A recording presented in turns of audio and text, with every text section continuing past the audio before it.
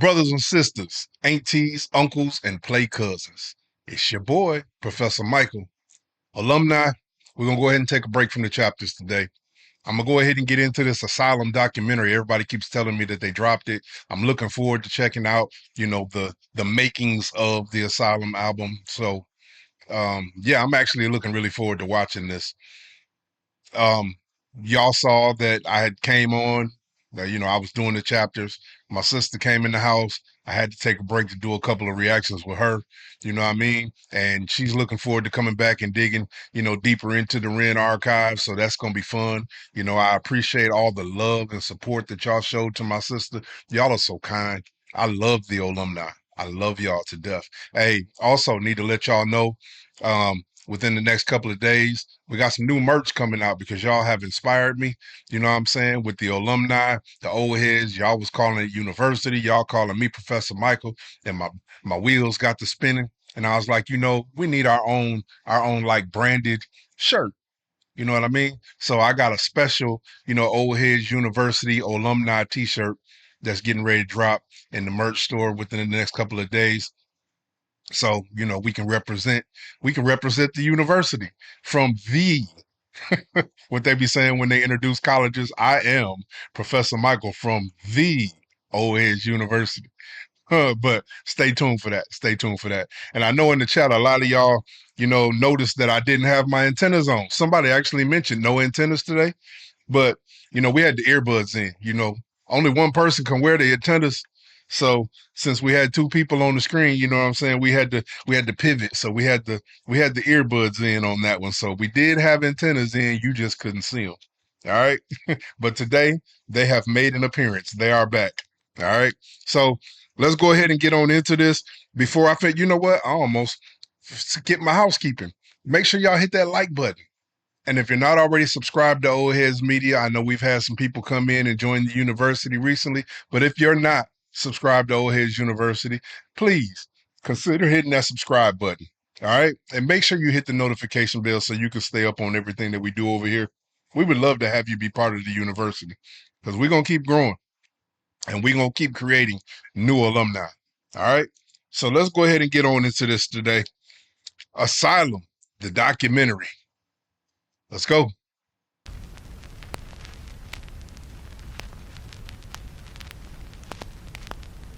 I think inspiration can be found anywhere. It's moving. Yeah.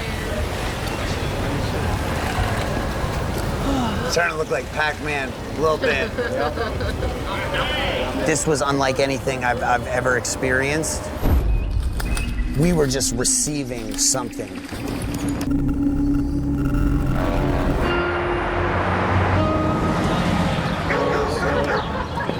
We are here at the baggage video shoot. Full of clips going on. Yeah, divine timing, man. Divine timing. No one could have predicted it was going to be this special, that the chemistry between all of us would have been so strong that we would have just kept writing. Usually you tap out at a point and you start hitting a wall. You just didn't hit that wall.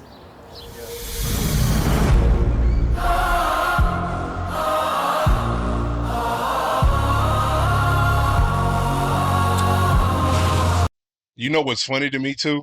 I've mentioned it a couple times before, and I have said, let's please let this not be the last Inpatient project. Let there be more. Um, and just putting two and two together in my creative mind, when they're saying that most people would tap out, and then I seen the list, and of course you seen like the songs that were on the album. Just said we just didn't tap out. We just kept writing. I can almost bet you that the songs that we got on Asylum are not the only songs that they created during that. If they were that locked in and they just kept going and kept going and kept going, I bet you they had more ideas. And they probably even talked about it in this documentary. I probably should watch the documentary, but before I add my 2 cents. But that inspires me because that makes me think we got more coming. We got more coming.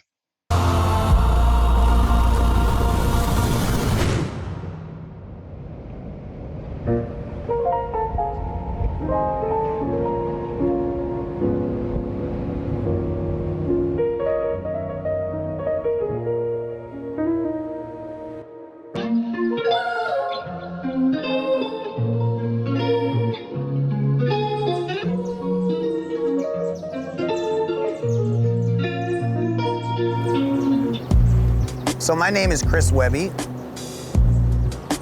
I am a hip-hop artist of many years.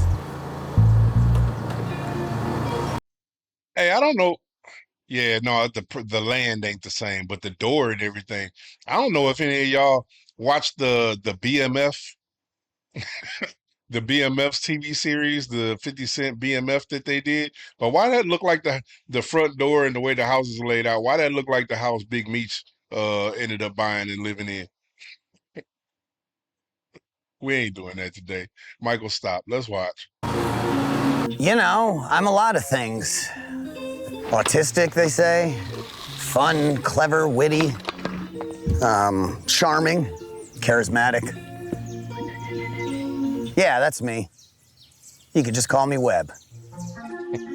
So about 2 years ago, Chris had just released his Raw Thoughts 6 video, and I was rewatching it one day and looked at the comments, and I was like, wait a second.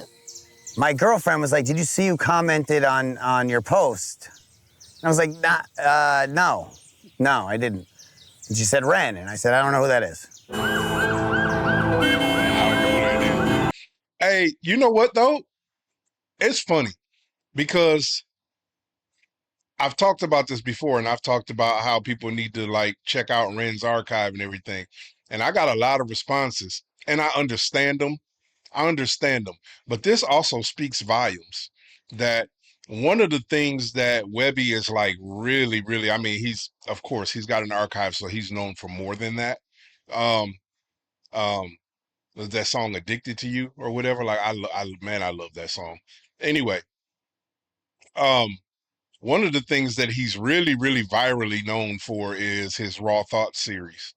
And when I first mentioned the fact that some people need to like dig into his archive, one of the first comments that I started getting from people is, we ain't really, I mean, like, I love him and Ren together, but Webby by himself, well, I ain't really fucking with that because I don't really like some of the stuff that he talks about. With that being said, it really says a lot that Raw Thought 6, now I did a reaction to Raw Thought 7 on this channel, but Raw Thought 6 came out and the person that got in his comments was Ren. So it's very funny that a lot of the people that like Ren didn't really want to fuck with Webby until he got with Ren. But Ren himself was attracted to Webby, even with the stuff that he was talking about. That says a lot. That says a lot.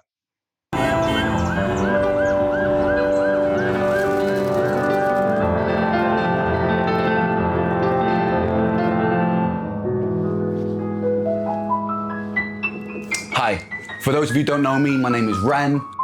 Some people might call me a musician. I write songs about teenagers being stabbed in alleyways. I argue with myself on camera a lot. I wouldn't even just call him a musician. Like, literally the title artist. The title artist applies to you, Ren. Not just musician, artist, with all the things, the videos, the writing, the all, like, artist. Hell, unicorn is another word that comes to mind. He said I argue with myself a lot on camera. I'm here, as you can see, in Connecticut, USA. It feels good to finally be on American soil. I mean, he ain't sitting on nothing.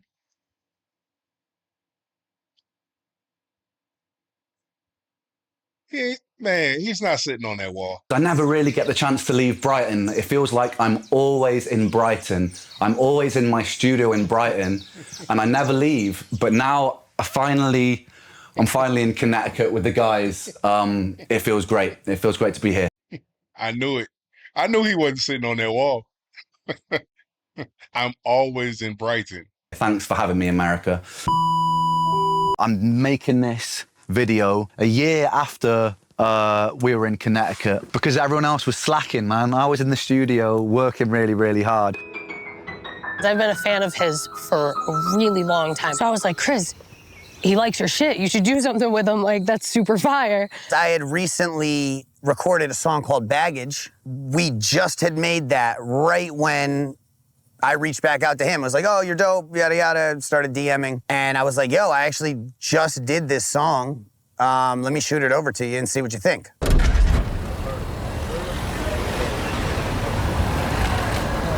So then Ren came over to make the baggage video, and he stayed with us. Yeah, man. Good to see you, man. Absolutely. Good to see you. What's up, man? How we doing, Josh? Yep. And what's your name? Kai. Kai, yes, yes. What's up, man? Absolutely. You guys too. Hey, and that's Moose. So Baggage was literally the first song they ever did together. I think I remember somebody in the comments telling me that anyway. Y'all kind of spoiled me on it before the documentary came out, but so Baggage was the very first song. Okay.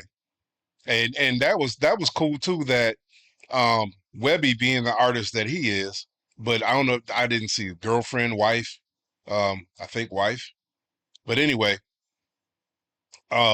she was already a fan of Ren, which was funny because when she first mentioned it to Webby, he said, who? No, I don't know him. So his girlfriend or wife was a fan of Ren, but she never shared it with Webby. Like Webby didn't know who he was at first. So I take it before he reached back out to Ren, he must have went back and listened to a little bit of his stuff before he reached out to him, because then he said when I reached out to him, he was like, hey, you're dope. So he had to have heard something before he actually made contact. Hey, man. Right off the bat, Chris and him just had this like vibe. Because we were talking about how we love Sublime, Bob Marley. Classic rock from, 60s, early 70s. Got into like a huge talk about all of the like our big influences with music, like well beyond hip hop. We're just kind of hanging. He's got the guitar, and one thing leads to another, and all of a sudden we're writing what ended up being 3 songs on this album. They wrote 3 songs in that first meeting while they were supposed to be shooting a video. That's chemistry. I also want to say, I saw it in something else. I can't remember what it was I saw it in, but the footage of his video arcade, I'm so jealous. I ain't gonna lie, like them goals now, like for some reason being the old 70s and 80s kid that I am, now I want to start buying video consoles. I want to build me a video arcade in my house now. I ain't got your money, Webby. I might be 80 before I actually get that completed, but them is goals now.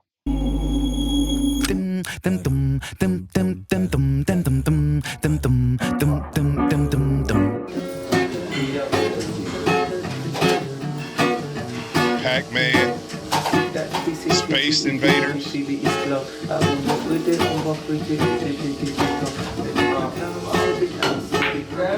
I like that.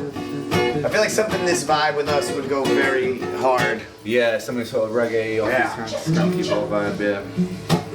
Like fun, where you could like kind of weave in the pocket on the verses too. I wonder if we could start with like Gallagher.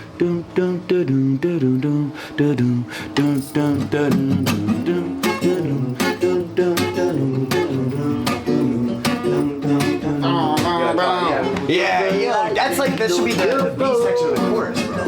Separate my soul when we're thumping, no let go. Where you ought to go. So wait for the wind. I love that Atari logo too. Centipede. I love that game. What's that line? Because that's everything. Yeah. You know what I'm saying? Like a hook line, isn't it? Yeah. Steezy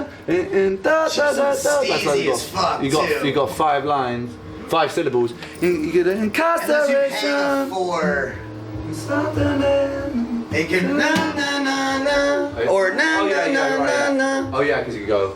Yeah, you're right. It could be 4. Driving through the county line. I come for humankind. Daylight knocking at my door. It's time. You got him. And if I must, I'll kill you all. That's a trip. Instigator. Yes. Instigator is fucking fire. Instigator. Yep. And just kind of That's our repeat. tagline. I think we could definitely change what Yeah, leads into it. Yeah, but somebody- instigator is fucking. That's it. Yeah, That's Instigator. fucking money. And it's very reggae. Instigator. Yes, That's yes. dope. Yep. That's dope. We kind of both looked at each other and were like, "Yo, we should just do a whole project." And at the time, it seemed kind of like there's no way to have predicted where this would have gone.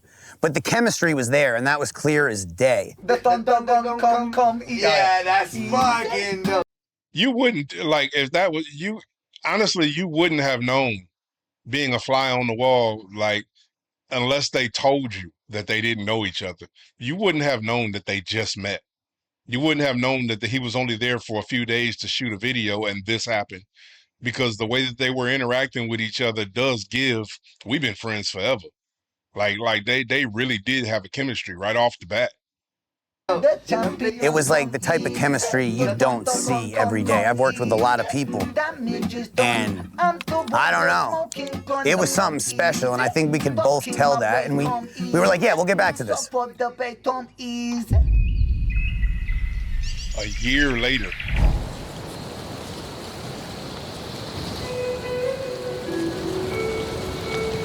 Now, I wonder how much they actually talked and communicated within that year. It said a year later. But I know that they didn't just go their separate ways and not speak for a year.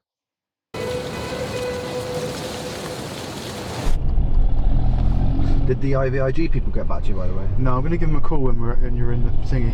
Okay. Because no one's come back to me yet. 2 grams is... 40 grams.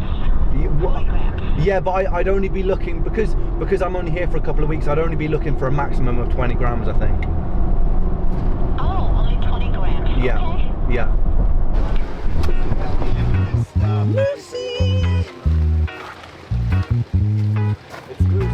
Look at him. Guys, how we doing? Sup, brother? You good? Let's get you guys settled in.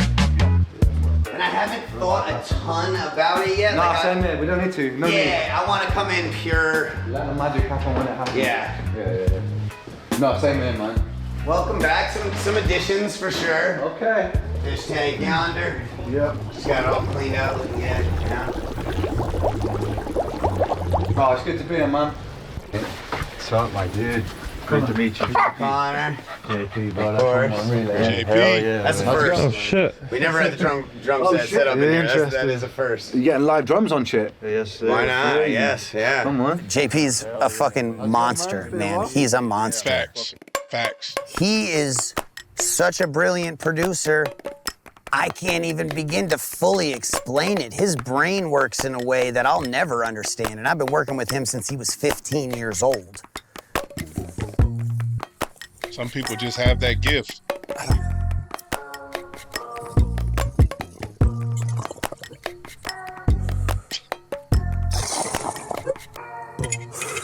What's poppin', yo? I'm JP on the track and producing the album with Ren and Chris Webby.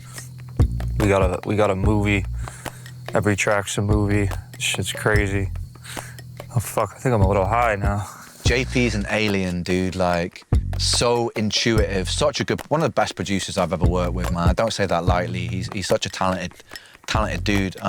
He's also like incredibly talented at smoking weed, man. Like, I've never seen anybody consistently rip so many bongs in one sitting and still somehow be functional. Does the bong help, bro?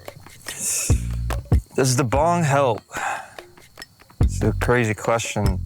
It's just interesting because I've seen people in the studio, they'll take one rip of weed and be out of the game, and I'll just be, you know, if anything, working harder.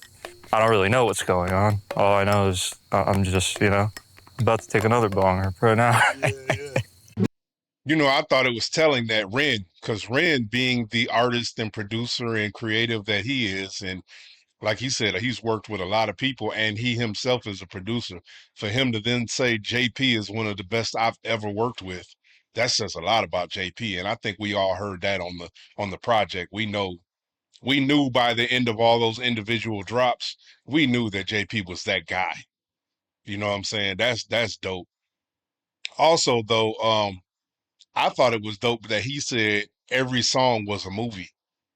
That's a statement right there. And he's right though. Every song took you someplace mentally and visually. Like every song was a movie.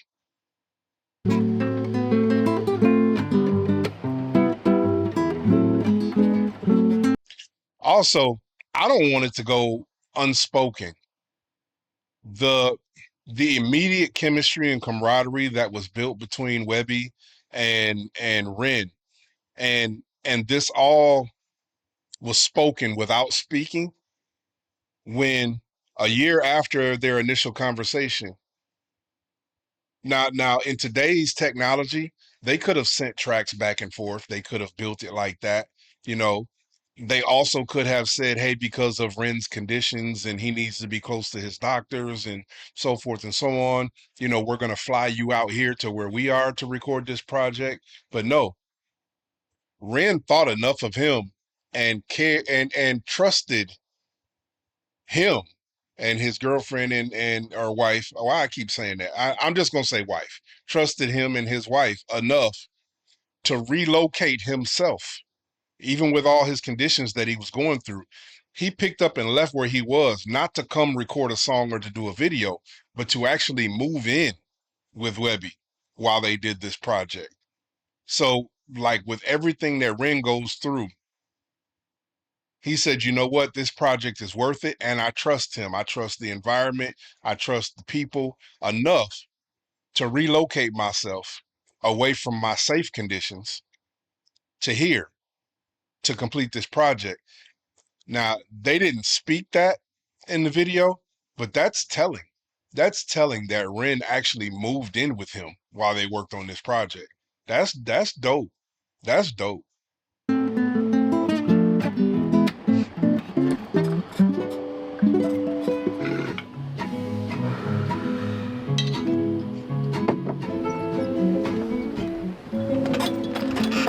Yeah, Fuck yeah. we're here.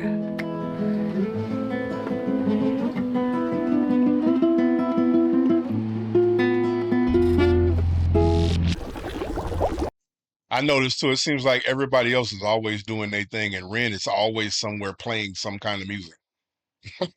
he's always playing some kind of music. No matter what's going on around him, you see him playing some kind of music. We started by going through some of the beats that I had set aside. What was that beat called, the other one?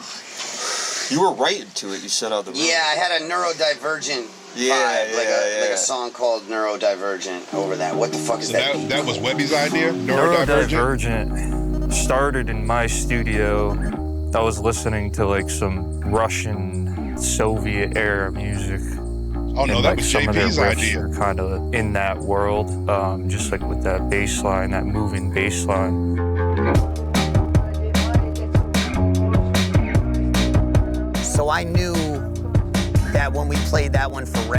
You can tell immediately, sorry, because he was getting ready to say something. You can tell immediately, I'm looking at Ren bobbing his head. You can tell as soon as that started playing, Ren was feeling that one. Ren was feeling that one. As soon as it started playing, you could see his head bobbing. Where the hell my machine go? All right, let me go back. And that moving bass line.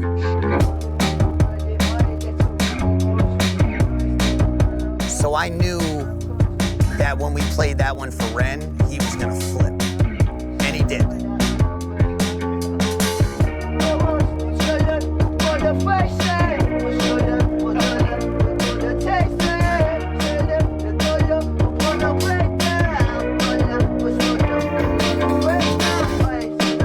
I had started writing something to it, really just more ideas.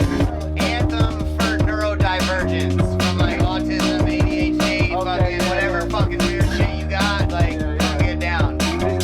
Like, fuck being normal type shit. You know?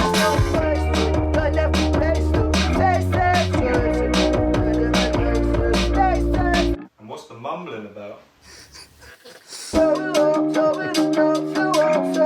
So a lot of music making for me is intuition. A lot of the time I'll just kind of like mumble when I create, or just like do the instinctual thing. I think a lot of it comes from instinct, right? What feels good, what comes out straight away. And usually the first idea is the right idea. So he doesn't lead the music, he lets the music lead him. That's fire. Yeah. This one and that last Soul-y one for sure, man. Yeah. Like fucking banging. Yeah. Oh, bro, this is gonna be a crazy project. Catalyst? Play Catalyst. I don't even know what this...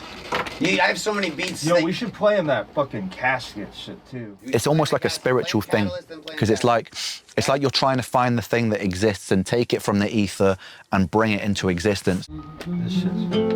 Yeah, it's good bass, I like it.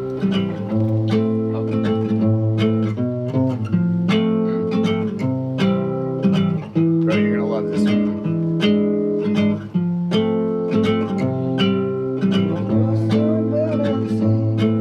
I have a couple ideas on this one too. I gotta dig them up, but There's no tears now, not a pain. But if I went, oh, so pure, oh, there's some love for you, baby, for me. Let it go. There's no desire for affection.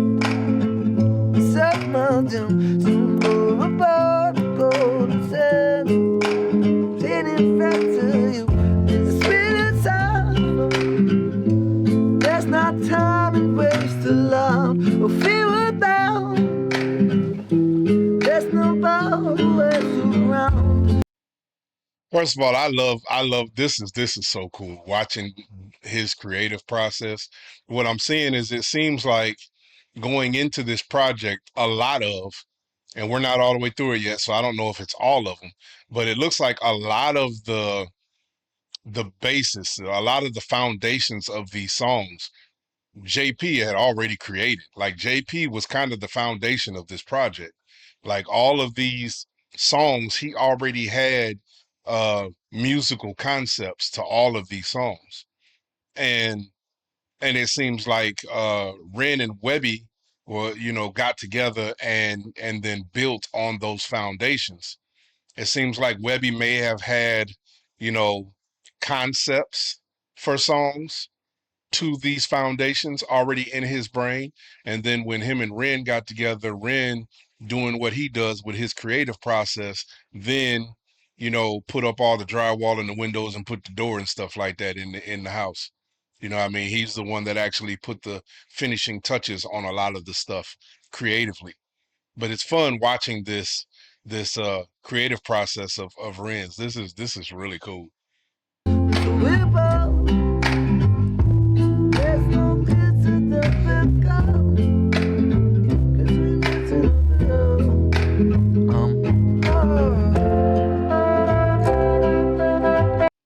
Another transparent moment, when I first heard this song, y'all who have watched me and followed me knows that this song broke me down the first time I watched it. And then I went back in and I did an album reaction, and listening to the song the second time, I was like, wait a minute, this hits different now. I got the emotional part of it out of the way. This one hits different now. It's actually more inspiring than I immediately took it for. Now, for some reason, I love this song. At first, I didn't think I was ever going to listen to this song again. But after I did the album reaction with you guys, I've gone back in and listened to it a few times. And then now, even listening to it now, this song is actually really inspiring.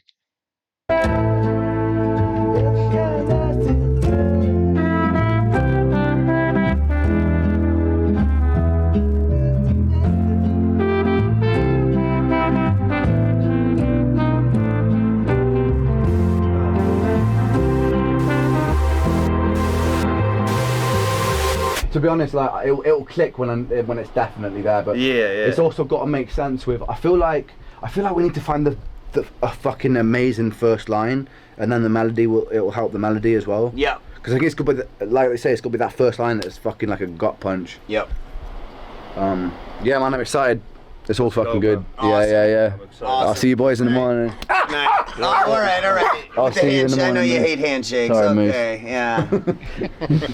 Thinks people are leaving. See you in the morning, brother. Yo, Kai, you want another coffee? Yeah. Bad Company. I like it. Bad Company. Yeah, that was a good idea. Fuck yeah. Yeah. Sick. One day when Ren was out at treatment, I believe, I thought, like, I got the studio to myself right now, like, let me add some fucking value.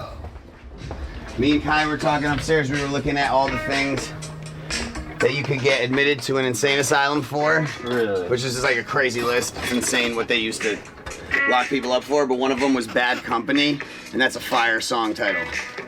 Yeah. You know? Yeah, that's fire. So I think I got a hook. Dang. That's dope to hear the concept of where that title came from. See, when I watched Bad Company, I took it as if the patients breaking out of the insane asylum. I never would. Yeah, that was dope. That was dope. The wire's pissing me off. Bad Company, yeah, I'm a threat to myself. Bad Company was one I made in my studio. I had a nice skeleton and a nice groove, a nice riff, and it was full. They say I'm bad company. Yeah, I'm a threat to myself. That's the kind of melody that my voice can carry really well with all this texture and shit that I got. It's got a bluesy kind of vibe. At this point, they know I'm way past help. I never cared about the doctor's orders. I just play with the hand that I got dealt. So they say I'm bad company. Yeah, I'm a threat to myself. Yeah, that shit go hard. I'm sorry, that shit go hard. Say, yeah, can you run it so it just loops? They say I'm bad company. Yeah, I'm a threat to myself. Talking to myself up in the mirror. Could I make it any clearer? At this point, they know I'm way past hell. I never cared about the doctor's orders. I just played with the hand that I got dealt. So they say I'm bad company. Yeah, I'm a threat to myself. Kai did a bunch of dope guitar shit all throughout, and you know, Ren did his thing. We all kind of came together and just sauced up the production, added various parts, and the whole vibe's a fucking tidal wave, honestly. Yeah, that shit was dope right there. That shit was dope right there. And they was working on that, you know, Webby and JP and Kai was working on that while Ren was gone. So when he came back in, he probably was like, what the fuck? But also, I'm noticing something else too, because I've listened to a few of like Webby's songs, and especially even like the Raw Thoughts and stuff like that, and listening to the tracks that JP made that they ended up using for this album, and then listening to Webby's like creative process and stuff like that, even like doing this Bad Company, it goes to show the chemistry that was immediately built between him and Ren, because a lot of the stuff that, like even that Bad Company song, a lot of the stuff that he was creating, even without Ren being present, is not the type of stuff that you would typically hear Webby make. So the fact that Ren wasn't even there and Webby's mind was immediately like was thinking in that way tells you how locked in they were to each other, that he was beginning to feel Ren's sound. And then he was able to take his sound and Ren's sound and blend them together without Ren even being there.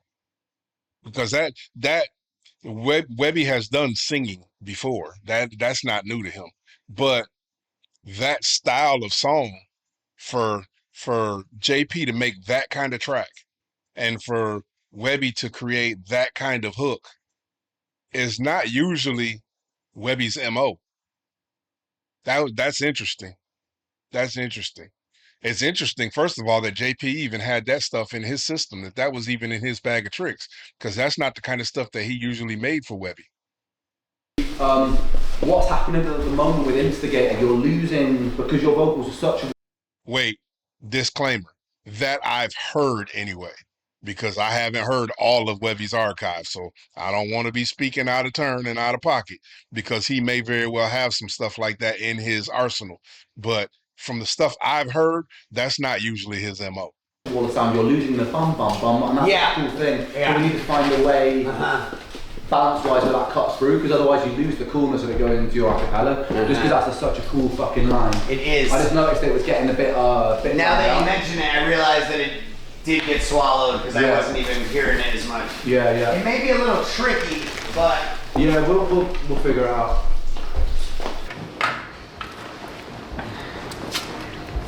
Can I do one on each side?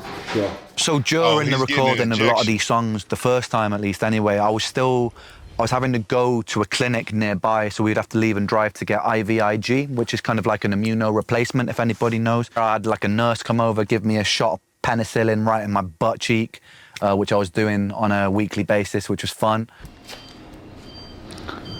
I did this to myself once, right, and I swear like I hit like a fucking, I don't know, you know when you like, yeah, it's coming up. All right, let's go. One. Ready? Yeah, let's go.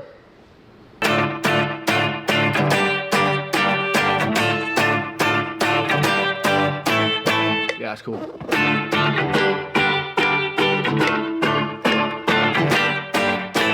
Can you crank the click? I can't really hear it.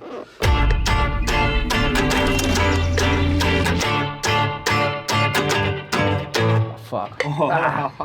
Digging into it too much. Have we got a string here? I hope so. Have you fucked a string? Yeah, it's nuts because I'm digging into it. Web? What? What's up? We snapped the guitar string. Okay. Have we got any? We don't have anything here. I can see my dad has them. That could be a play. Okay. When me and JP wanted to make something live and just, because we had the drum kit set up, and it's like, should we use the drums? And we kind of had this bass line that was inspired by London Calling by The Clash. I knew I had heard that before. I didn't know that. The Clash.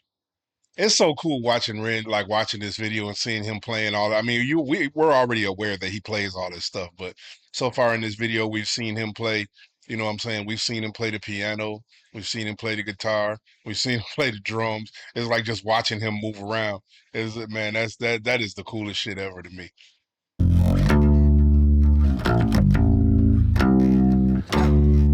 It had a bit of the Police about it, had a bit of the Clash to it, you know, that sort of like punk reggae sort of feeling.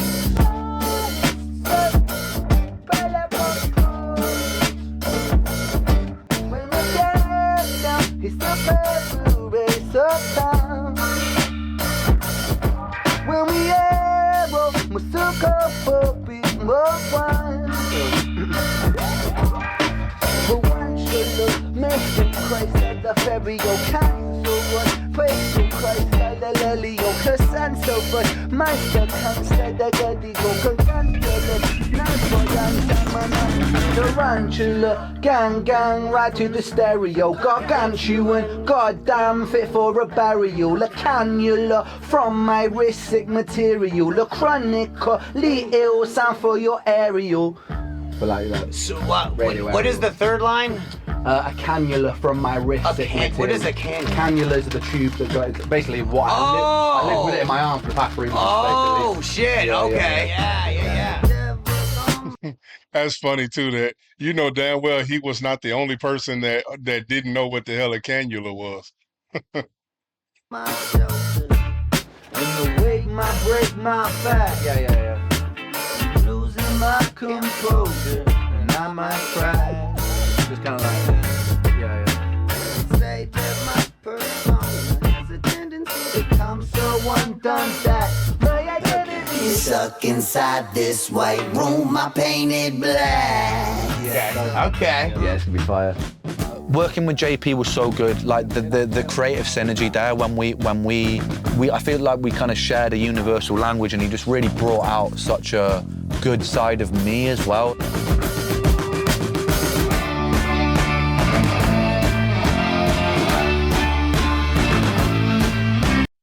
So who do you think spent more time together on this trip? Do you think Ren spent more time with Webby or more time with JP on this trip?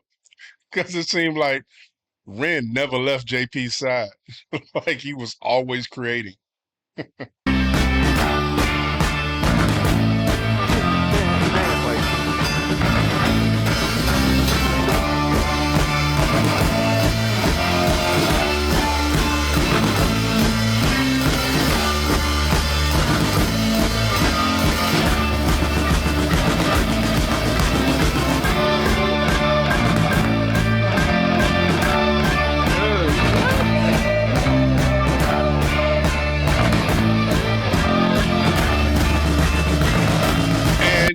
And to have an ear enough for music to see, that's the kind of stuff that very few producers even pay attention to. Most of them lay and they like the basic stuff and this, that, and other. But that's why you got producers like Dr. Dre, producers like Pharrell, producers like Quincy Jones. You know, you've got those producers that everybody like, they all like pay homage to, because of, it's not just the ability to create a track, but it's the ear to hear the little details that are missing, the ear to know what a track needs to bring it fully to life. And there's very few producers that have that just have that ear that you can go in and the track can already be fat and you can be bouncing to it, and that producer can listen to it and be like, wait a minute, but if you add this, and just that one little sound flips the whole track on his head.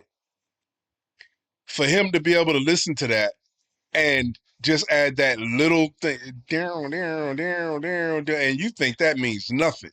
Because without that, the track was probably already fired. But just to know that, hey, if we add this, it's going to change the chemistry of the whole track.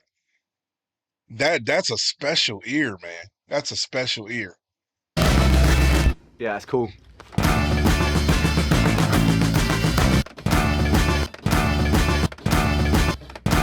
I think the song's done. It's like, yo, this is sick, fucking what a banger. And then Ren is like, no, let's go into some like drum and bass shit. And he starts playing some wild shit. And I'm American. I think that's, that was like some British instinct right there. That's literally exactly what I just said. Somebody that can listen to it and be like, hey, but if we did this. Pivoted completely right at the end and went into jungle drum and bass. It hasn't broken America as much as it has the UK. In the UK, it's fucking huge, right? It's one of the staples of dance music in the UK. Come on, this one. 1, 2, 3, 4.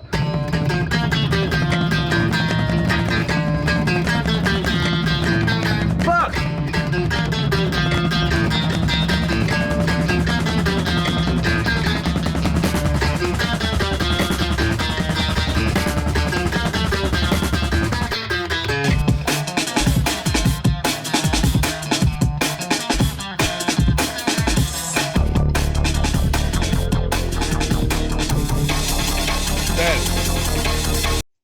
That bass line is ridiculous, man, in that song. But you know, there's talking about like it's a staple of the UK and this, that, and the other, the drum and bass and everything. But if you take that at its foundation, at its core, that is a classic hip hop beat. Like for real, for real. Like they call it, you know, it would be drum and bass over there. But if you listen to that at its core and maybe slow it down a couple of BPMs, that's exactly what original hip hop used to sound like. Like, that's dope.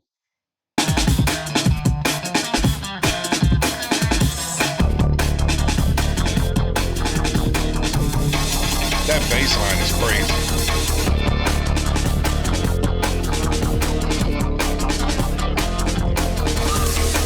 Yeah, we back on that loose again, representing that loony bin. Give a fuck if I lose or win when that spider bite go right through the skin. Venom hit when I strike the fang, got a monster locked up inside my brain. Get the rest of wisdom like fighting bang, but I know that part of me likes the rain.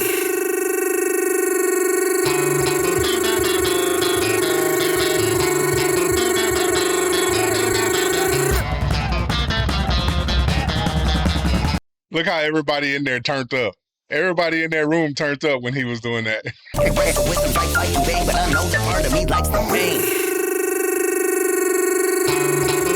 Watch everybody's energy just start to go up right now. Look at that.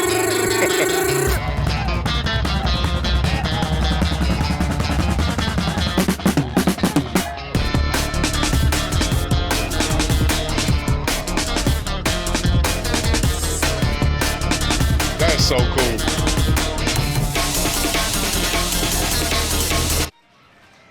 That was dope. That was dope.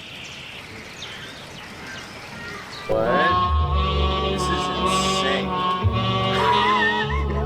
Bro, this is like the craziest shit I've ever done seen in my life right now. To have just done some ketamine and you be like, put this on it. This is the craziest reference I've ever seen in my life, but it's hitting. You know what? It warms my heart. This is not the part. Usually, you know, when I'm watching some of the behind the scenes and I'm watching like some of the clips of like Ren making videos and music and stuff like that, between having to deal with the issues that he has physically and stuff like that, it's usually it seems like it's not that he doesn't enjoy doing it. Of course, Ren enjoys doing it. This is his whole life. But it actually seems like it's sometimes very strenuous for him. So it's not very often that you get to see him like really just cut up. You see him act a fool in spots. But it seemed like this whole time he was with Webby, he was having the time of his life.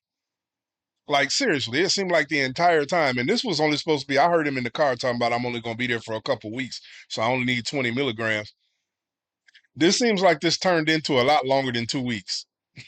Like he basically lives with Webby now. They're roommates now. But but just seeing him, it warms my heart to see him sitting there having that good a time and just laughing and having that's good shit. That's good shit. Give that a bounce. Yeah, for sure. Yeah, fire. I like that one as well. Damn, this could be a world record day for me today. Yes. Me too, bro. The amount of fucking vocals we're doing today. It's actually crazy. Crazy. It's not just like, you know, we're actually like going through shit. And This I think this 2 weeks is a past fucking world record 2 weeks for me, bro. Yeah, the amount of songs we've done dude. from scratch. And there's been really no misses at all. No. So far it really has only been 2 weeks. I don't know why it feels like it's been much longer. Just in the energy, it feels like it's been much longer. But so far it really has only been 2 weeks. No, like verses written, music parts written, like because a lot of these songs just came from fucking nowhere as well. I know.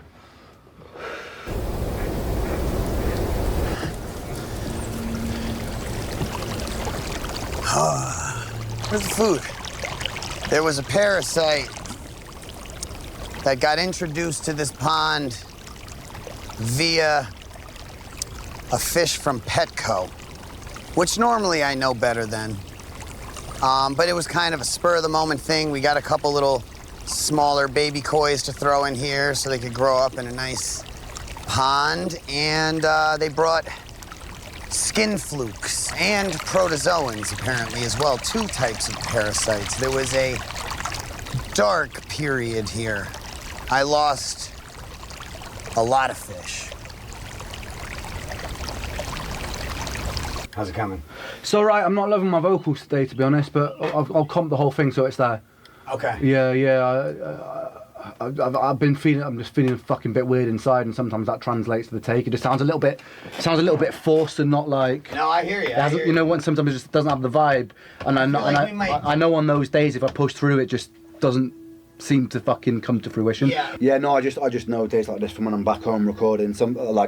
If I'm back home, I normally just be like, yeah, it's not a vocal day. And it's sometimes, even if my fucking vocal range is there, sometimes it's just like No, if you don't have it's the sauce. You need to have the sauce. Man. Yeah. I feel you. Sometimes I push through that and ignore that and probably shouldn't.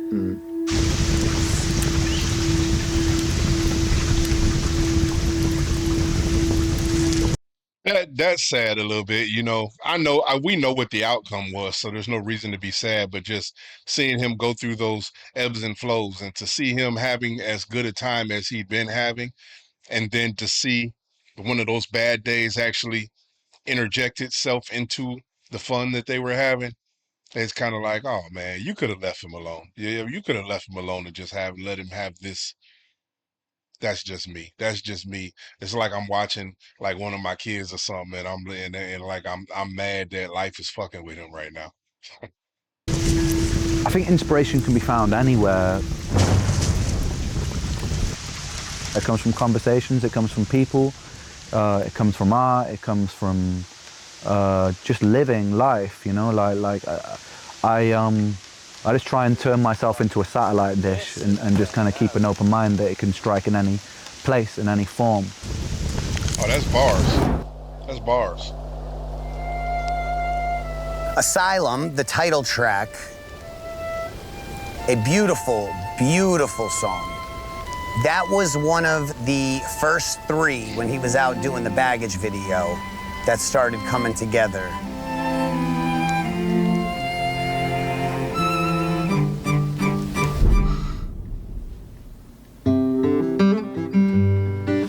Yeah, he ain't lying. That is a beautiful song. I said when I was doing the album reaction, that might be my second favorite on the album. I love that song. The lyrics of that song really capture the human condition for me. The hypocrisy of the human condition, but not in a way that's blamey, in a way that acknowledges the hypocrisy of the human condition.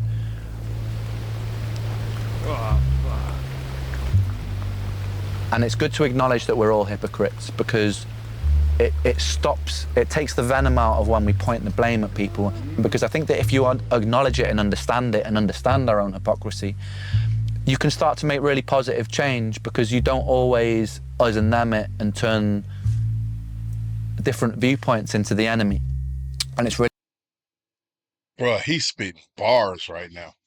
I know all y'all have already watched this documentary, but for the ones who haven't, really pay attention to what he's saying right there. It's good to acknowledge that we're all hypocrites, and everything that he said after that, he's spitting bars right now. That's one of the things that I love so much about Ren is the way that he sees the world. Bruh, like,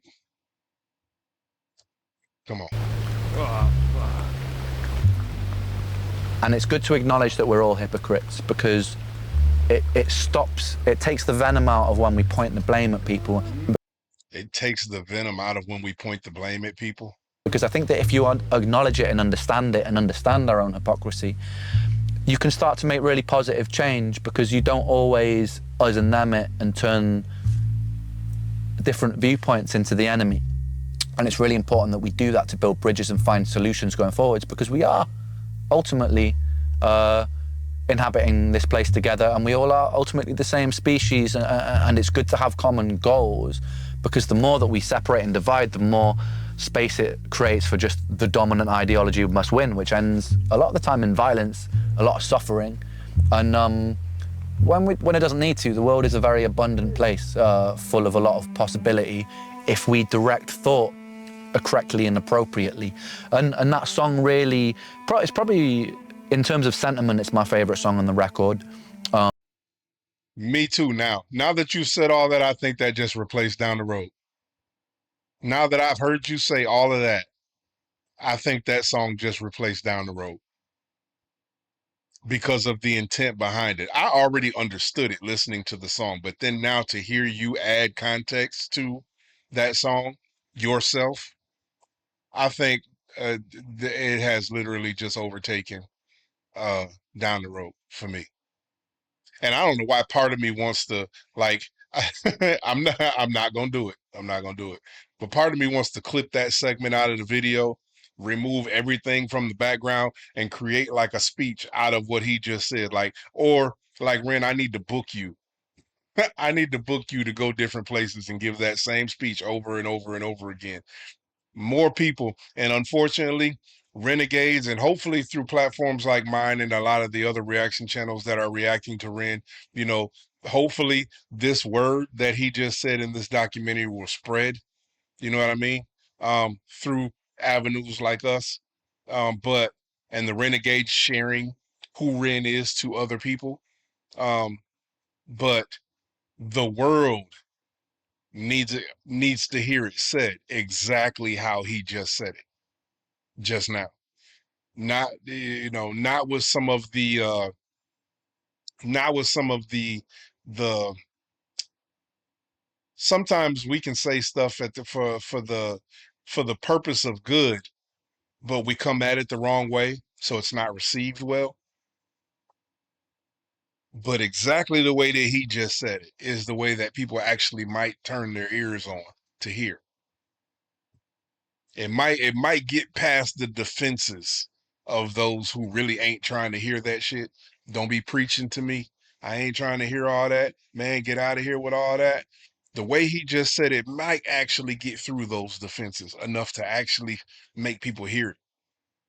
Now we just got to get it to them. For sure, because it really captures that feeling that I've felt my whole life, really.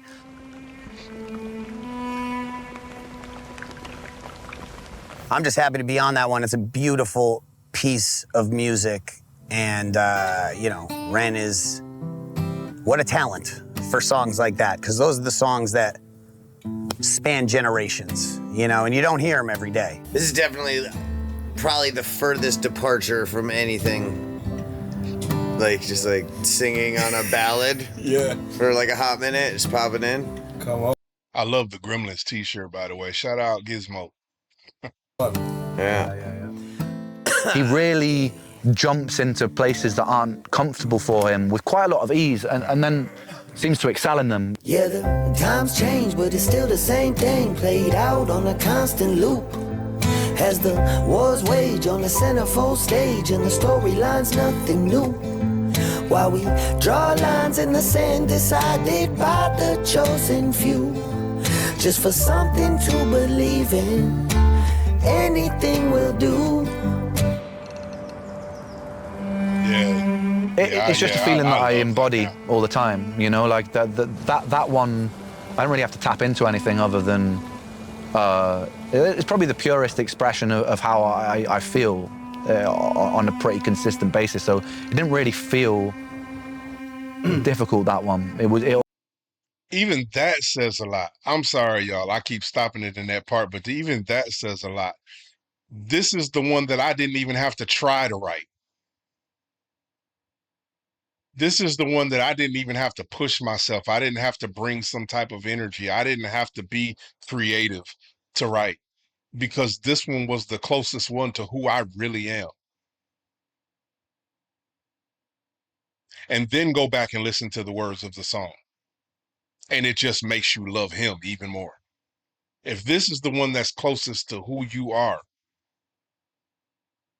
and then you go back and listen to what it said, and listen to the words, and listen to the emotion, and feel the vibe of the song, and feel where the place that it takes you mentally, and then realize you're having an experience with a person in that moment. You think you're just having an experience with a song, or you think that song is just making you think mentally. You think that song is just making you, changing your heart a little bit. You think all these things are happening, and always miss the artist of it when you're listening to songs. A lot of times when you're listening to songs, you miss the fact that this artist is giving you a piece of themselves.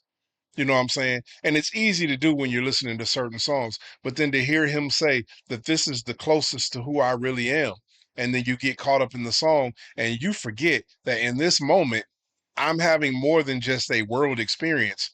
I'm actually sitting in the room having an experience with Ren in that moment.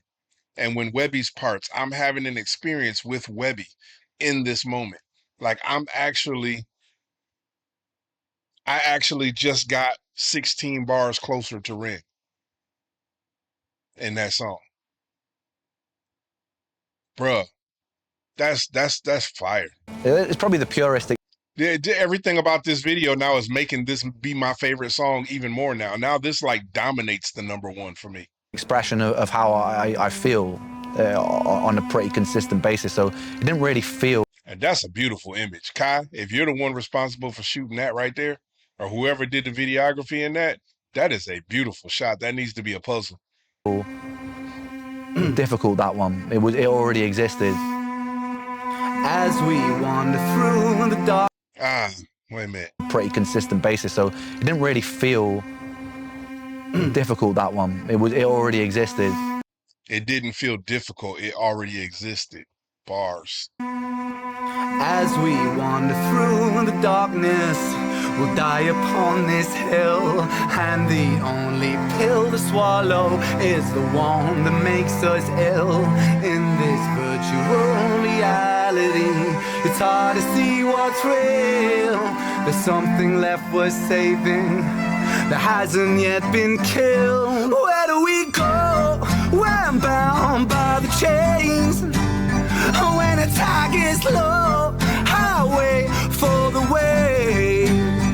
Still I learn to let go with hope for a change. I got this shit standing up on the back of my neck right now. I'm sorry. I love this whole documentary, but this point in the documentary right here, I will never listen to that song the same again. I'll never listen to that song the same. When the world is an asylum, how do you stay safe?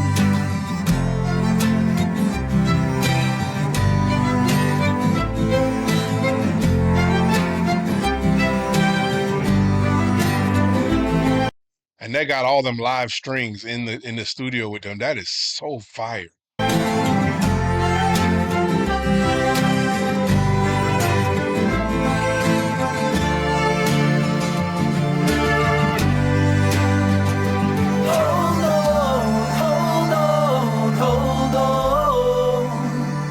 Shalom, shalom, shalom.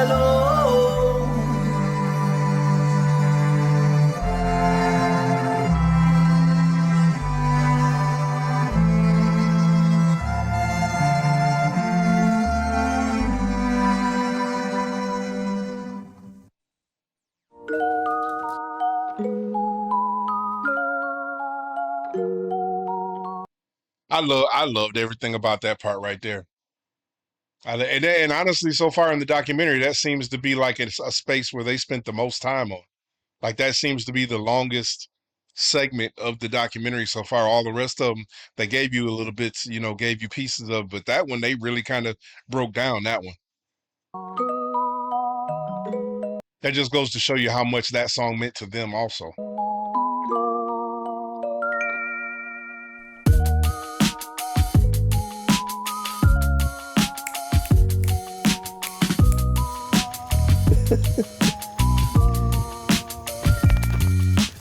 After the first full Inpatient lock-in, we had 13 tracks set aside. Not all of them were done, not all of them were fully recorded, and not even all of them were fully written. Wait, they did 13 tracks in that first 2 weeks? Well, they already had 3 of them going in that they made when they did the baggage video. So they did 10 tracks in that first 2 weeks. They was cooking. They was cooking. Not all of them were done, not all of them were fully recorded, and not even all of them were fully written. What videos for, when is End of the World? End of the World is going to be, I think, Monday, possibly Tuesday. I feel like the second time we went out there, the mission statement felt a lot more clear. So it was more than 2 weeks. They just did it in 2 segments. We just locked into this like ADHD hyper-focused. Yeah, fire. I say we do Mason Jar and Neurodivergent. Yeah. Every single day we were getting so much done, and it kind of felt like time just like stopped existing, and we were so laser focused on the task at hand. This is very unorthodox. I don't know just why I'm like this. I've heard people around me say. And so much got done, and it just kind of felt like a little bit of a blur. Partly because like I was like I smoked a lot of weed. Something's in the water, at least that's what I blame. I can feel a monster that wants to escape, scratching at my insides. No peace, I'm a freak of nature. All my thoughts are turning blue. Tell me what's a boy to do. All my yesterdays are fading from the view. And every night I lay awake, waiting for the day to play. I love that amp, that distorted sort of amp that they put on his vocals on that. That was fire. The days are fading from the view. And every night I lay awake, waiting for the day to break, just to share. Kind of sounds like how the speaker sounds in a hospital. I wonder if that was intentional.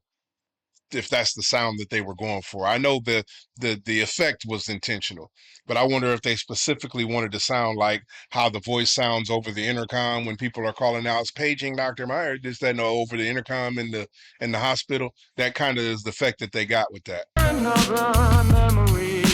Oh yes, Dr. Michaels, have a seat. The sound of silence, it sounds so sweet, precipitating violence on these Brighton streets. Lad, are you done? Not yet, you fuck. Here's an uppercut. But I'm ducking down and I shock his gut and I grab his coat and I pick him up. But we both fell down because I kicked his nuts. Get off me, you prick! I can't, I'm stuck. I can't see straight. No, really, get off, cause fuck, we're about to get hit by this bus! When I'm in the studio, I'm usually cooking a wide variety of shit. I don't like to just like work in one bag or just make hip hop. That's basically yeah, what I'm I just said. like That's weird. Just continue to get more cooked and cooked throughout this interview. I'm just kind of, I'm out here in the trees and shit, good weather. It's like I'm getting awfully comfy over here, dude.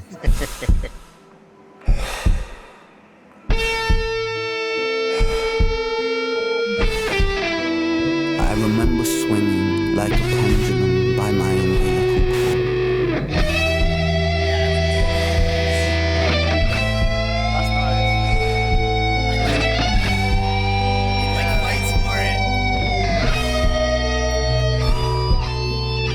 I think that's an intro right there, man. That's an outro. I'm sorry, it sounds like you're about to come to life on this. Why is everyone thinking it's an intro? That's the weirdest intro of all time. I was scared. Way too many people.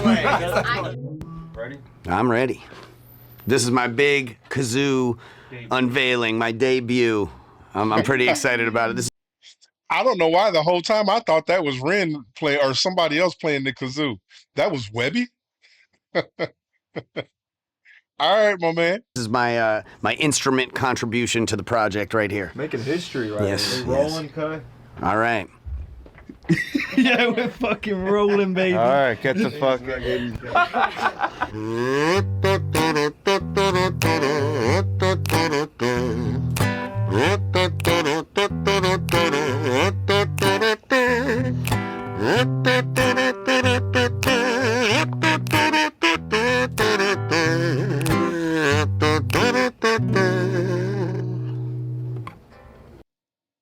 Now they're probably going to say it now as soon as I ask the question, but whose idea was it for Webby to play that kazoo on that part? That was genius. Yeah, that was Yeah. good. All right. Oh, fuck you, man! It's the end of the world. What are we doing today? Music video, end of the world. We were filming a lot of music videos as well and planning different videos and just kind of planning how the album was going to be. Which is great, like bringing these visions to life as we go. We're just being extremely efficient, basically. Playback. Welcome to the end of the day. See the chemtrail clouds on a summer's day in the sky. Watching as the fires rage and the polar bears drown. Baby, it's okay to be fine. Don't forget to medicate. It's a sick, sick world, but I feel great, so come on. Welcome to the end of the world. Big news, Inpatient's officially a thing in a way that only a tattoo could be. Welcome to the end of the day. See the chemtrail clouds on a summer's day in the sky. Watching as the fires rage and the polar bears drown. Baby, it's okay to be fine. Don't forget to medicate. It's a sick, sick world, but I feel great, so come on. Welcome to the end of the world.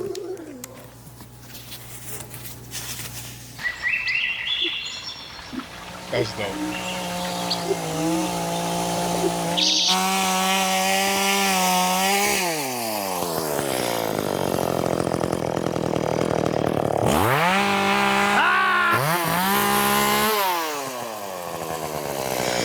Doing a little yard work, you know? Sometimes when you're writing a song, you gotta step away from it for a second and chainsaw some shit!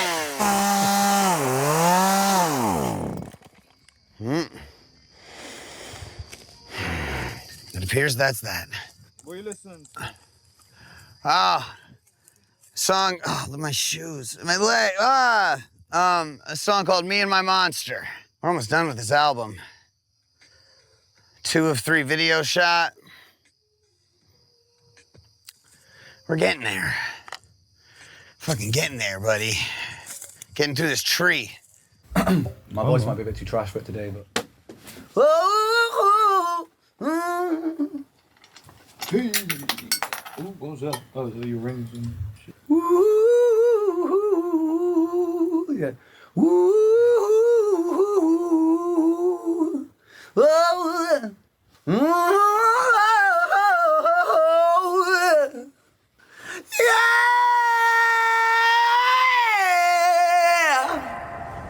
That was dope.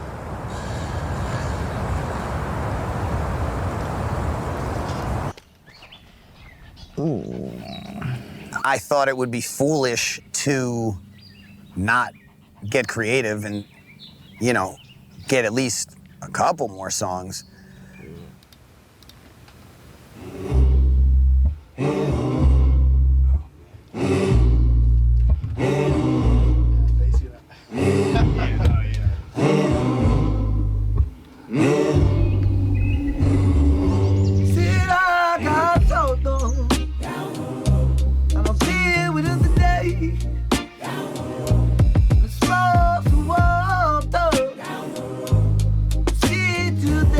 Down the Road is my favorite song on the entire project. Well, that was mine too, Webby. I'm with you. That was my favorite too, all the way up until y'all just broke down Asylum.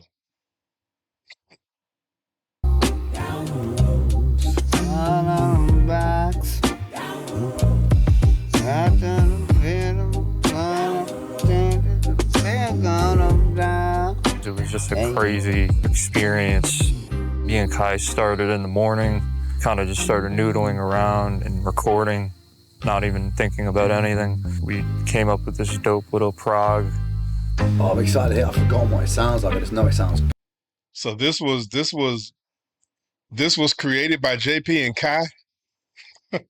So Down the Road was an accident, so to speak. Good. And then Dave Zombie, my guy, was over at the house and we were showing him everything, and that beat really resonated with him. And he's the one who kind of like had this idea of like the classic tale of selling your soul at the crossroads. Yeah. So the devil led the rebellion against God, and then God defeated them and cast them down. But if you remember, Lucifer was the morning star. He was the god of music. He was the god of music. He was the most beautiful angel. Once he said that, I took everything that I had been writing and just threw it in the fucking trash, started over. That went on to be the wildest session. Oh, like, I just poured twisted tea on my head. How did I do that?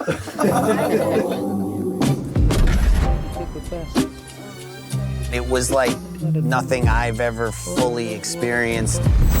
You feel like you're tapped into something else that's like transmitting you this data.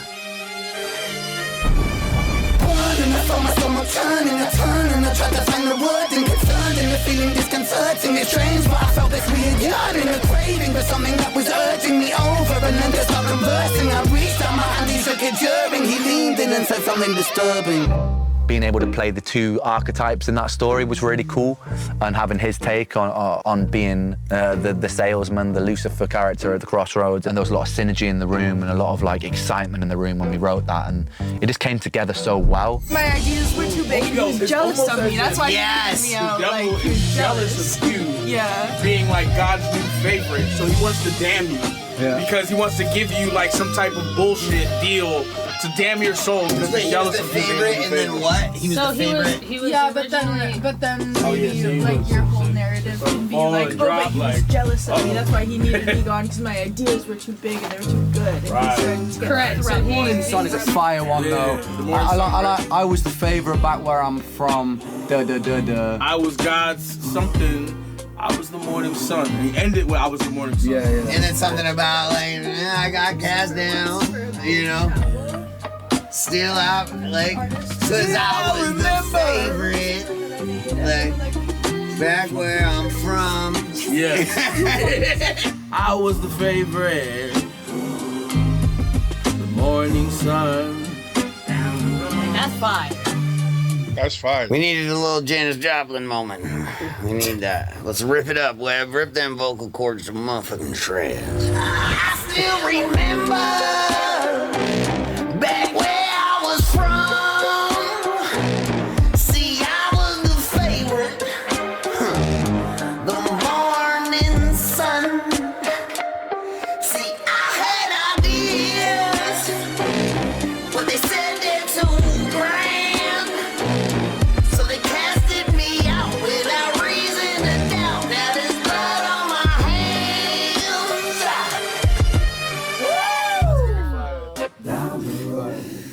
That's my fucking guy. It is so funny watching when you hear like a lot of the vocalists, and it's not the first time that I've heard it and seen it, even with myself being in the studio. But it's so funny watching him, sing and hit that stuff, and then as soon as he finishes, he puffs a cigarette.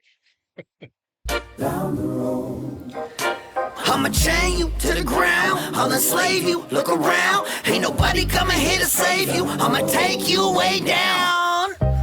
So I stood frozen at the crossroads of time, took hold of his paper.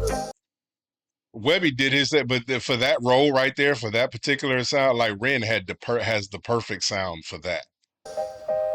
When I let down the sign. Yeah. Yeah. Yeah, that's right. Dude, the vulnerability in your voice, like, you know what I mean? It's Yeah, like that's pushed what I mean. to the fucking breaking point. It's so good for that line, especially. Oh, it's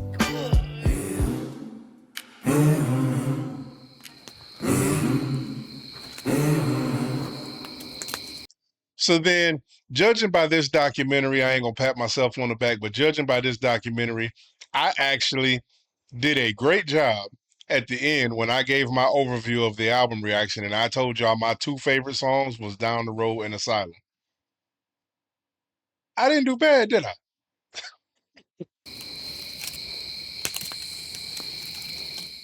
Today we'll be laying to rest two good fish. The end of a long plague in the Webby Koi Pond. We lost a lot of good fish this summer, but two were strong enough to make it much further than the others. Tonight we'll be honoring those two fish. First we have Maximus. He started a small fish in the small pond. Made it to the big pond, flourished. Where his brothers Decimus and Meridius did not make it, Maximus survived. We now send Maximus to the greatest pond of all, heaven. Next, he went by the name of Bruno. He fought for a really long time. I still don't quite understand how he survived as long as he did, but he did, because he was tough.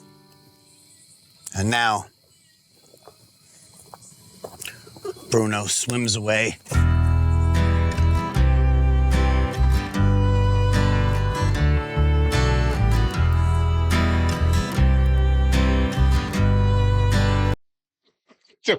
Look at her laughing at him. and Ren is sitting in the back looking like, what the fuck is happening here?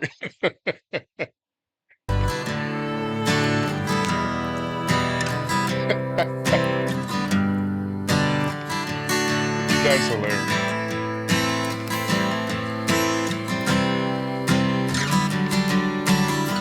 It's really hot in this blazer, man.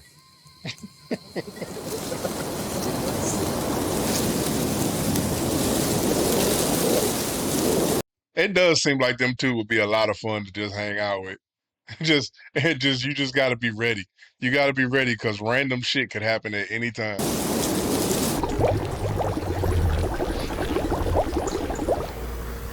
As the curtains close and the sunset fades to black. So,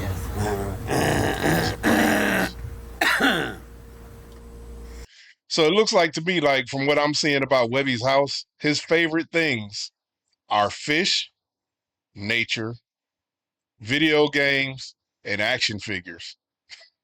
what I see so far. Oh, and smoking, because it seems like he smokes everything. He had cigarettes. He's got a vape. He's got weed. Like he just like, if smoke comes out of it, yeah, I got that. Raise a toast as the curtains close and the sunset fades to black. So the story goes, we all walk with ghosts, no one-way tickets back. The casualties of our memories that slip right through the cracks. All the inside jokes and the times we spoke will stay frozen in the past. You gotta hold on to the little things, but you gotta let go just a little bit. I guess we'll never know what tomorrow brings, but just know you're not alone in the thick of it. I know it feels cold when the casket's closed, stories untold on a headstone. For those who grow old, it'll fly by in the blink of an eye.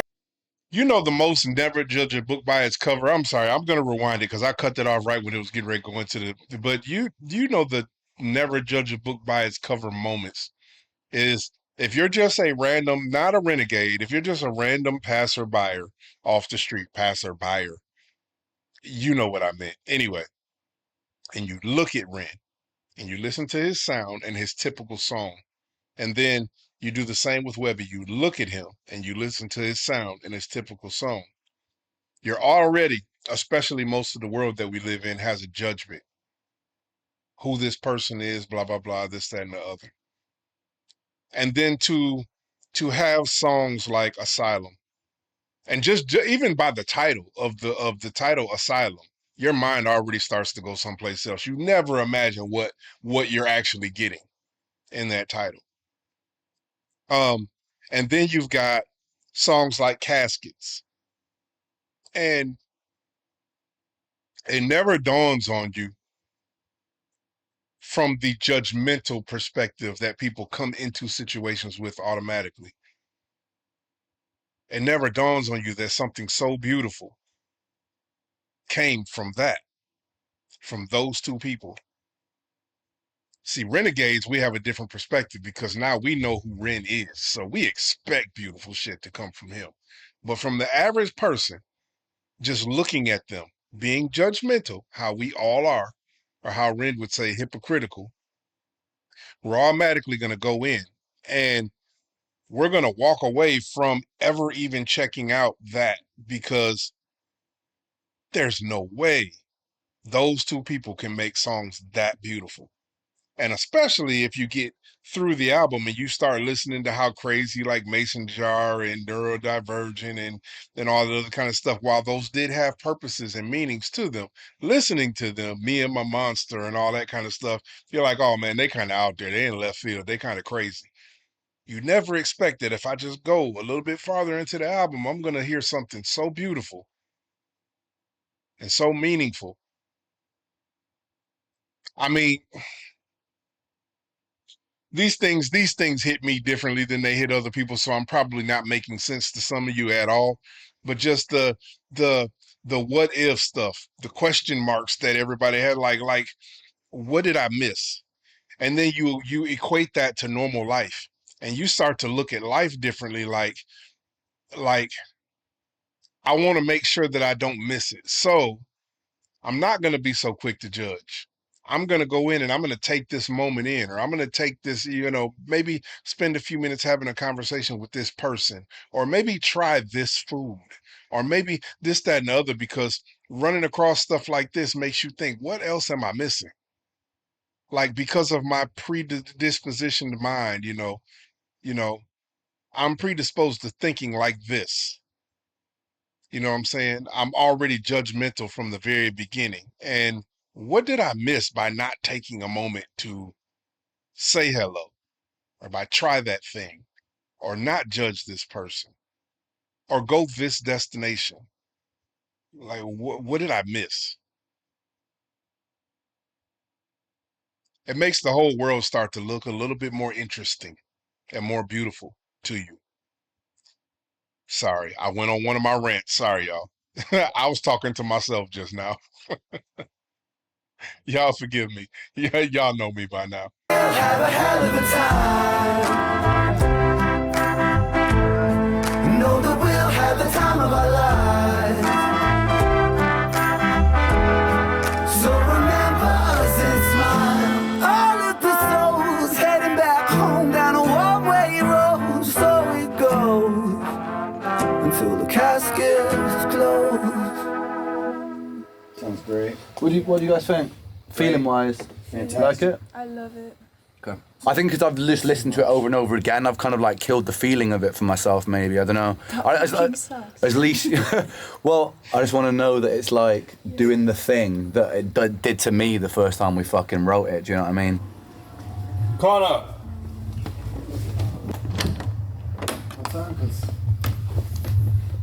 Is it my time, cuz? It's your time to shine, G. Jesus, brother.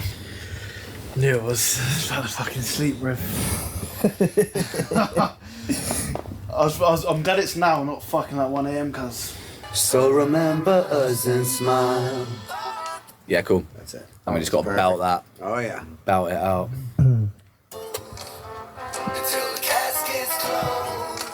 We'll have a hell of a time. Hold up, I fucked Yeah, me too. I fucked up too.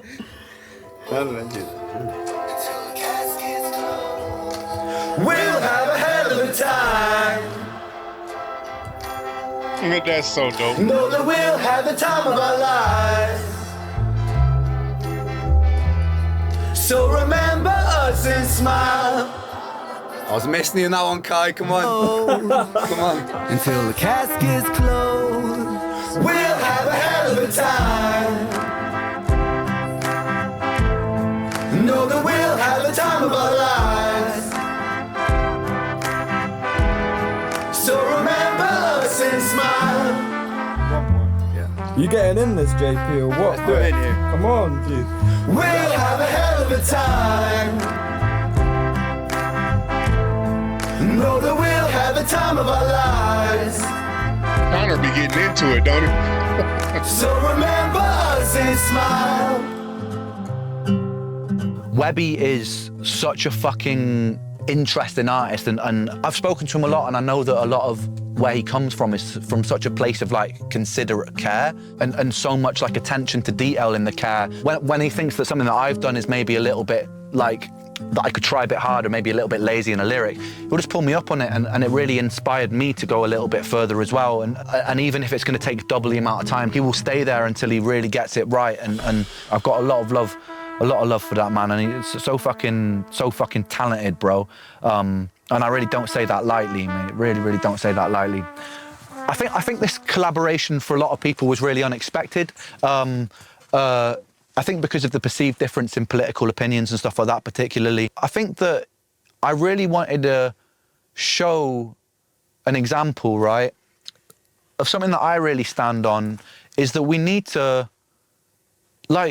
stop alienating and making us versus them and the other and this because of a difference in opinion on certain things. It's just really important that we find threads of commonality and avoid this world turning into a fucking madhouse, complete madhouse. And yeah, I hope that when people listen to this album, that's what they feel. They feel unity, they feel togetherness, and they feel something that's created just for the love of music and for the sake of that, for the sake of music, man. That is so dope. That just reiterates all the things that I was saying through all of the reactions that I've done to the Inpatient project. You've heard me say that multiple times, that we should be taking a page from Ren's book to all the people that say, I don't F with Webby and I don't this, that, and the other. And it's like Ren is saying that we have to change that mindset, and we've got to stop being so quick to dismiss people and to unify and to stop this separatist mindset that we somehow have developed in the world. And that's beautiful to hear him actually physically say that over what we do here, over what it's all about here. The alumni, I always talk about, we came together and built a family over our love for music, for the art, for the craft. That's what it's about. We all don't share the same opinion about everything. We can read the comments and tell that we have differences of opinion on what a word means or what a phrase meant. But at the end of the day, we all still share love to each other and smile and send hearts and thank yous and this, that, and the other to each other because of our love for the art, for the craft. And that was all delivered to us through Ren. I love everything this man stands for. I just do. I just do. Do we do caskets today? Yeah. Yeah, we spent fucking ages as well. Quite a long time.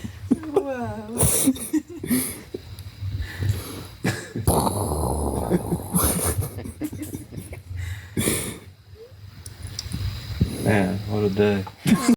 JP was burnt out. That's the best. Whoa, what makes a person? Whoa, neurodivergent. Whoa, sick for certain. Whoa, you see that glitch in the algorithm? That's me. Don't fit in the crowd. I lift the boundary. Going sick, let it out and flip. They found me with the misfits round. So bitch, allow me to show 'em what I came to do. Shut the blinds and keep the noise down. Cause it's about time to let them all into a madman's mind. Not well, but hell, I feel fine. Go, whoa, off script, take this, whoa. That's a bar too. Not well, but hell, I feel fine. No, I'm not well. Whoa, got twisted, he whoa, top lip split, explode, whoa, misfit, don't fit. Whoa, what makes a person? Whoa, neurodivergent. Whoa, sick for certain. Whoa, neurodivergent. JP. Okay, I have a question that has nothing to do with this doc. Well, it's spawned from this documentary, but has nothing to do with the documentary itself. Just my maybe it's my spectrum mind. But I'm watching them hang out in the office, drink in the office, smoke in the office, party in the office, their studio. It's their office. They're doing all this. And for some reason, just in my brain just now, the question appeared. Who cleans the fucking office? Behind these men just partying and having a good time all day long while they're recording. Who has to come in and clean up behind these guys? I never said, see, I'm not well, but hell, I feel fine. Dude, please, dude. I need to take also a last bonger with you, and it needs to match you. Yeah, we did. Where's the zong, or what's it called? The zob. You want to hit the zob? Yeah, where's the zob? Trying to take a last bonger, make a big deal out of it, and not have it be that? Come on, man. What? He's getting the zob. Ah, fuck.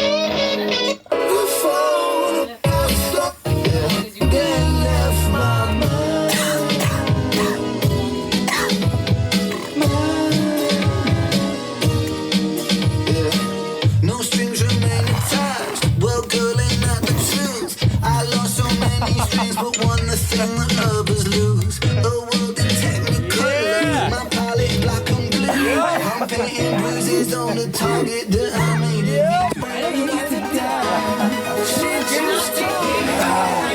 What's going on, bro? He on the floor. They put him on his ass. Oh my god. JP said that's what you get for trying to hang with the big boys.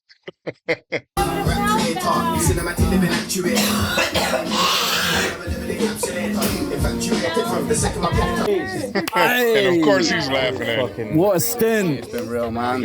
Bro, it's been a fucking mad session. Yeah, bro. It's been fucking crazy, brother. You're a fucking animal, dude. Bro, yeah, this has been a mad few weeks. Yeah, appreciate it. Yeah, we'll connect when you get back. Surely, man, surely. That we did. What's that? Oh my god, he's back. We're back. Yo, bounce back. Acting like I left. That was just... To you, the listener, I hope you enjoyed what we did here. These guys and me, we just killed this album. It's incredible. Thanks. Yeah, you know, and I don't feel bad saying that. It is, objectively, or subjectively,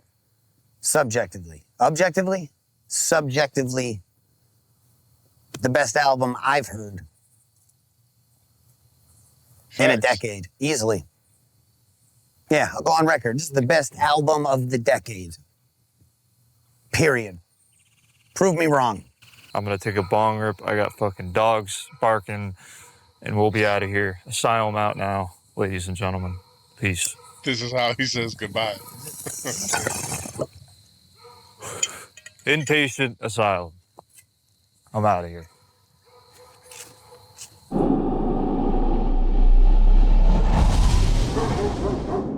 Wow, pretty beautiful, isn't it?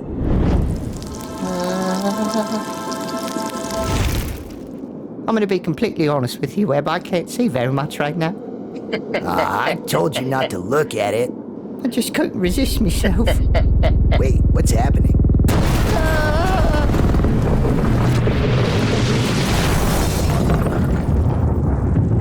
Stay calm, boy. My thoughts are burning like the napalm. I think I need to get a Says shot by Kai, so that was him that got that shot in between the trees, and the one that I said should look like a puzzle. It looked like it should be a puzzle. That was a fire shot, Kai. Think I wanna know, you better leave together. Grab your sweater, let's connect the dots.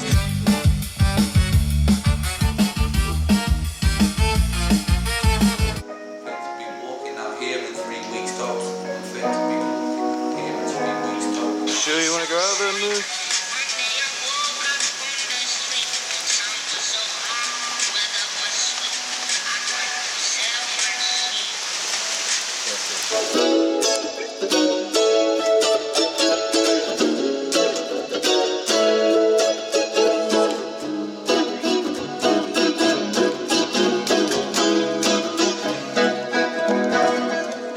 I think it's pretty much good to go. I'm happy with it. Yeah.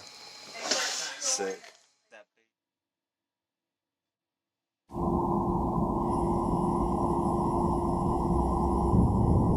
Uh-oh, Webb. I think we might be in purgatory again. I don't know about that. So what do we do now, Webb? I'm sure something will pop up.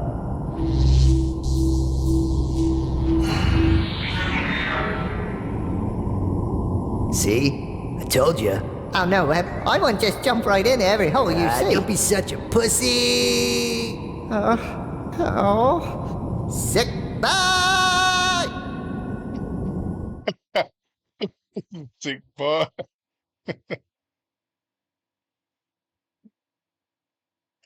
You know the funniest part about watching that,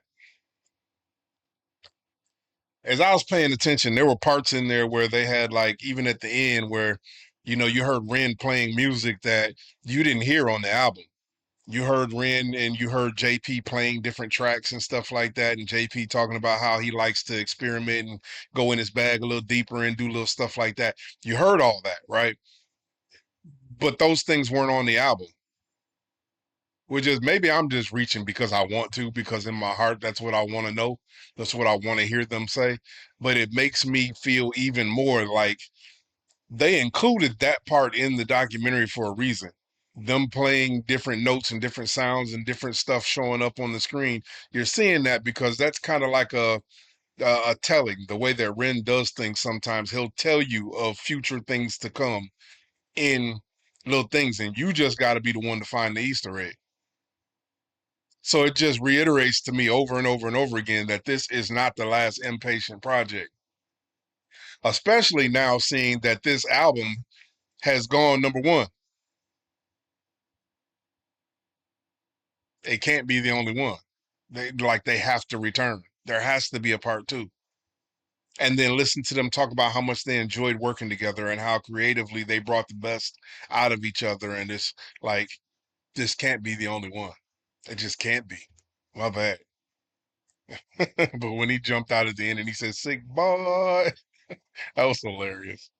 Listen, this didn't give me, it gave me some surprises and gave me some new perspective, evidently, throughout the whole project, but it doesn't change my perspective of either one of them individually. I think that they're both great. I think that, I love them both. Ren is still a unicorn to me. Watching this whole thing just really finalize my perspective of him. And I still got the chapters to do, and I still got other stuff of his to do. But this makes me love the album even more. And they did change my perspective on the album in one way. I had Down the Road #1 and Asylum #2. They flipped those for me. So now it's Asylum #1 and Down the Road #2. But it did not change my top two. It's still those two songs. But I love it's hard for me because I love the whole album, but those are my top two. It didn't change that part. I still absolutely adore those two songs. And listening to Caskets again, even on here, and when they redid Caskets, it actually really enhanced Caskets for me. Because, like I said, when I first heard the song, I didn't think I was ever going to listen to that song again. I really didn't. Then listening to it during the album reaction, because I didn't want to cheat the album, I wanted to hear the album in order. So listening to the album reaction in full, I was like, well, wait a minute, listening to it without the video and the visuals kind of brought about a different perspective, and it made me feel different. So then I've gone back a few times and listened to the song since I did the album reaction. I'm like, yeah, this is actually a really beautiful song. But then now watching this, it made it even more beautiful. This documentary was definitely it was it was appreciated. Um, I enjoyed this a lot, a lot. That's it. That's all we got. I wanted to make sure that I reacted to this for you guys. Thank y'all for continuing to go on this Ren rabbit hole with me. But now, it's not just the Ren rabbit hole, the impatient, what I'm saying, rabbit hole, Ren and Chris Webby. So I love y'all. Ain't shit you can do about it. We're about to get back into the chapters. So I will see y'all soon. All right. Peace out.